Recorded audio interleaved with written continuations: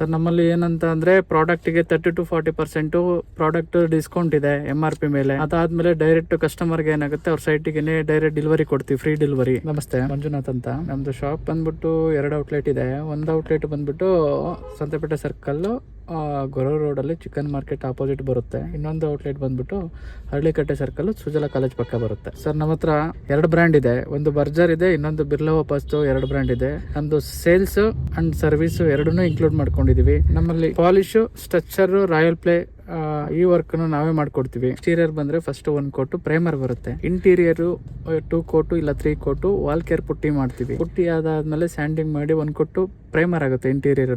Next step ಏನಂತ ಅಂದ್ರೆ paint ಬರುತ್ತೆ. ನೆಕ್ಸ್ಟ್ ಸ್ಟೆಪ್ ಎಕ್ಸ್ಟೀರಿಯರ್ಗೆ 2 ಕೋಟು ಪೇಂಟ್ ಮಾಡ್ತೀವಿ. ಇಂಟೀರಿಯರ್ಗೆ ಮತ್ತೆ 2 ಕೋಟು ಪೇಂಟ್ ಬರುತ್ತೆ.